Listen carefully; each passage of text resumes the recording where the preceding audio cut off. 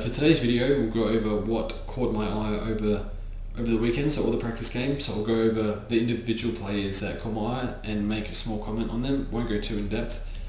But yeah, I think we'll do a podcast later this week, so we'll go a bit more in depth about that. But definitely a lot of players caught my attention, and definitely seems like the halfback flankers are scoring a lot more and seems to be a bit more uncontested. It's certainly more uncontested than it was last pre-season. Not sure how it plays out throughout the season, but it seems like halfback flankers are scoring a lot more points. They're taking more marks as well, so fair bit of upside for the 500k defenders, maybe some cheaper guys as well, but we'll see how it plays out. But yeah, definitely going to load up probably 5 defenders. I think I'm going to run, especially with the rookie situation back there anyway, but yeah, we'll discuss the players nonetheless. So the first game was Carlton versus Saints. I wanted to see Jack Steele, one of my favourite players. Do you pay $6.50 for him? Not sure the rules suit him too much, but I feel like he was getting a bit of the ball around the ground, which helps. Tick for me, happy with Jack Steele, still going to pick him. Is he overs? Probably, but big fan of Jack Steele, great pre-season. Yes, did what I wanted him to do. Hunter Clark was very good through the midfield. He's a 430k defender, but I feel like we should be picking defenders that aren't named Rory Laird. So seems a little risky, not sure on his consistency, but if you liked Hunter Clark, then you would have loved what you saw. For Carlton, Zach Williams is an obvious trap to me. Playing 50-50, I'm not sure it's 50-50, but played a fair bit half forward, but looked really good through the midfield and half forward. Pretty dangerous around goals. He's suspended anyway, so not going to worry about him, and yeah, his durability concerns are really bad. So don't worry about Zach Williams. Patrick Cripps, big cross. Not good what I saw. So he was in my team, and I don't think the rules suit him at all because he's a stoppage player. But yeah, not impressed at all. And he might have been cruising because it was only a pre-season game. Had the shoulder surgery as well, so coming back from that, needed to see something good. And I haven't seen him play really well for quite a while now. And put together consistent games. There's no way I picked Patrick Cripps this year. Can he work? Yes. But I needed something. I needed to see him like his former self. Haven't seen it, and I won't pick it. End of story. Sam Walsh was okay, but he did butcher it. So I think you can still pick Walsh if you want. I feel a lot better paying an extra 60k for a Merritt or Bontempelli. To be honest, they're in a better age bracket, more proven. So yeah, Walsh looked okay. Just turned it over. He scored really poorly, but I thought he was better than his score. Just 60 or something. So probably more of a cross and a tick, but not as bad as Cripps anyway. I think Sam Doherty will score a lot this year. Didn't score a whole lot against the Saints, but the way things are going, I think it seems to suit his play style. Not exactly sure how Carlton set up with Sard now. Does he take a lot of the points? But there seems to be a lot of points going around in defence.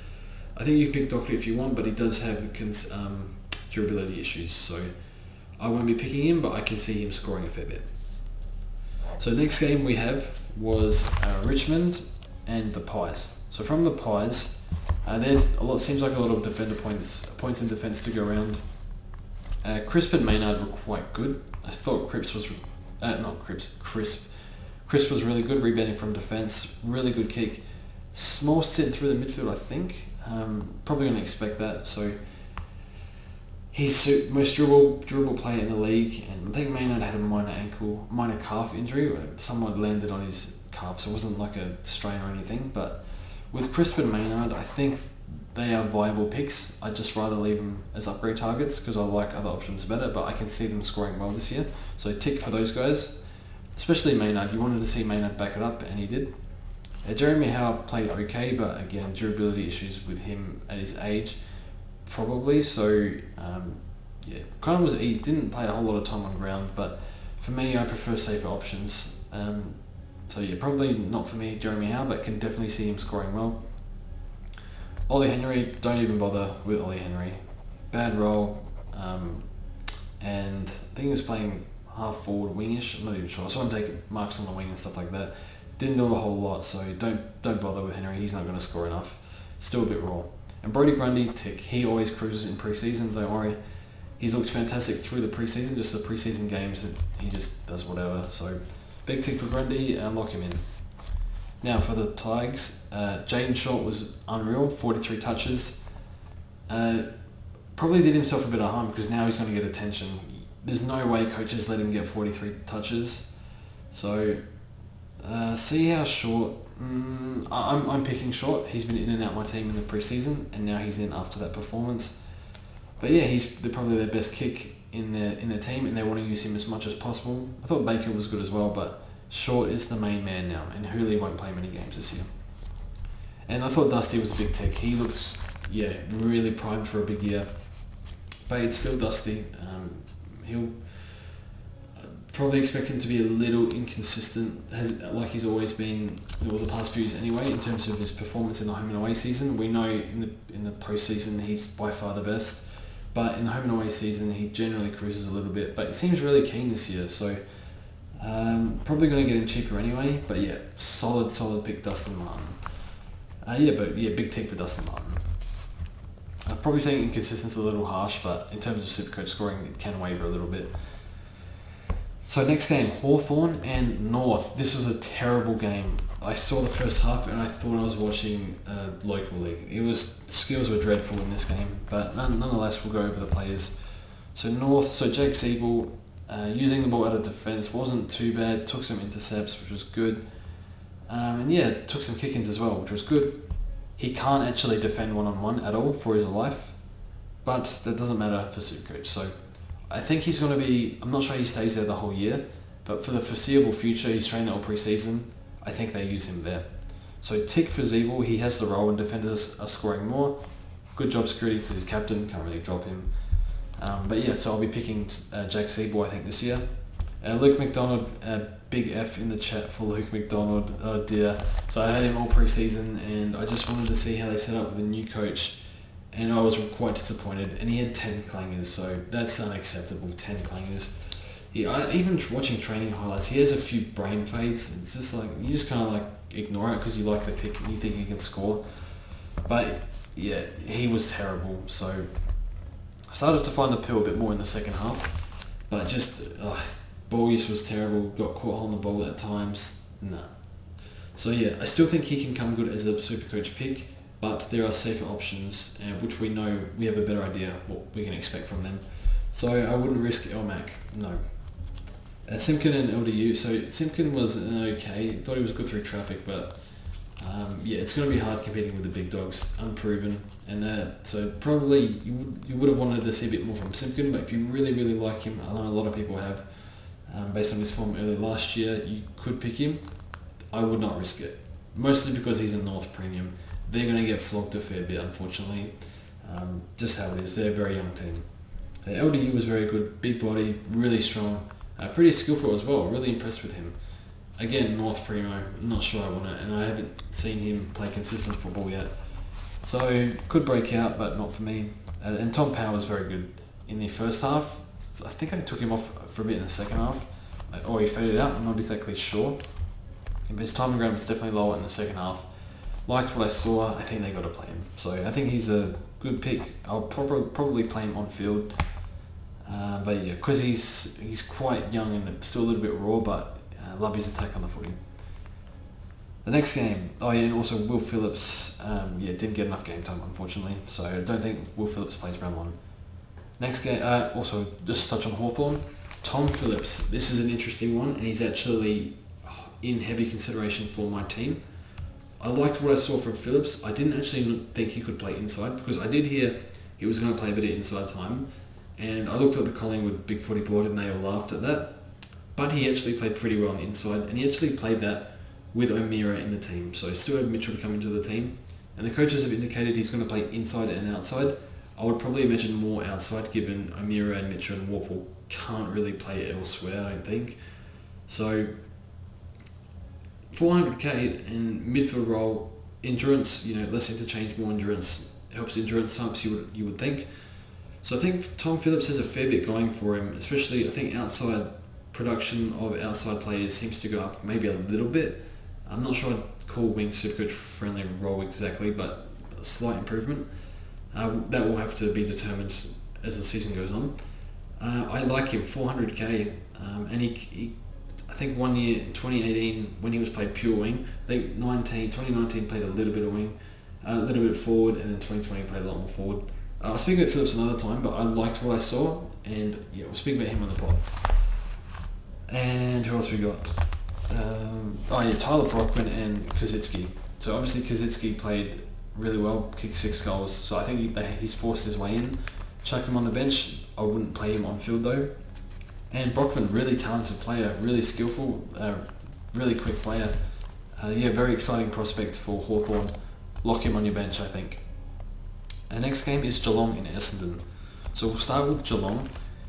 Tom Stewart did what Tom Stewart always does, just rack up the pill, take a few marks, set up from half-back, take a few kick-ins. Perfect. Patrick Dangerfield, tick for Dangerfield, did what he had to do. I think towards the end of the game, seems like he kind of just tailed off a little bit, started really hot. I will not be picking Dangerfield. I don't want to pick players with such a large interrupted pre-season. But if you're really happy with Dangerfield, go for it. So, yeah, tick for Dangerfield. Now, the two interesting ones, and this is going to cause some headaches early in the season, I think, is Jordan Clark and Tom Atkins. So, Jordan Clark played 3 quarters and he scored like nearly 150 in Dream Team. I can't remember what he scored in Supercoach, but it was a lot. It might have been 130 in Dream Team.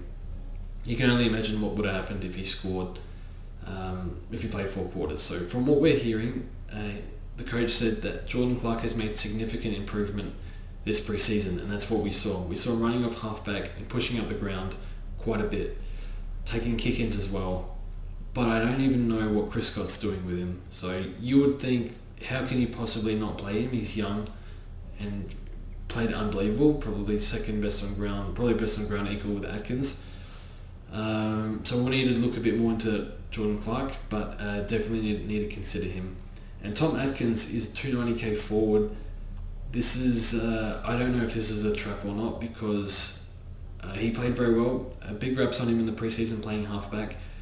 In the practice game before the AAMI game, he played really well at halfback. So that's 2 games in a row and had a good preseason at halfback. Is he going to have a role change? I have no idea. Doesn't sound like it, but I still don't know. Is he best 22? I don't know. Still got a few injured players to come back. So we'll need to look a bit deeper into Atkins and Jordan Clark. But they could cause some problems early in the season if you either have them or don't have them. So I don't think we ignore them, we just try and figure out what's going on there. So need to look at that a bit deeper.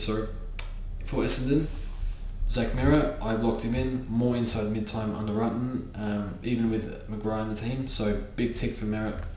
Durable as well, barely, I think he hasn't missed a game through injury since forever, so I liked what I saw. Jordan Ridley was quite good, had an interrupted pre-season, so for me, I like Ridley as an upgrade target. But yeah, seems like defenders getting a bit more of the ball this year. So Ridley, he's one of the best ball users in the league, always super high kicking efficiency, so big tick for Ridley. I think you can start him, just because of the interrupted pre-season. I'll upgrade to him, I think, possibly. But we'll see how we go. But yeah, big tick for Ridley. Quadwell, I'll give a tick, only scored the 88. I really like him. He's got getting a bit of injured Brayshaw vibes. I feel like he's less developed with his body slightly. He looks really small, but he plays bigger than he looks. So I think Cordwell could be high 80s average. I'm not sure, but I liked what I saw. Tick for Cordwell.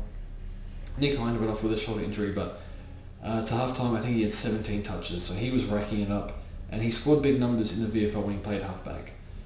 So I'm not sure on what Hind can do at AFL level, but I really like what I saw. But he is injured right now, so I'm not sure he plays round 1. But see how he goes.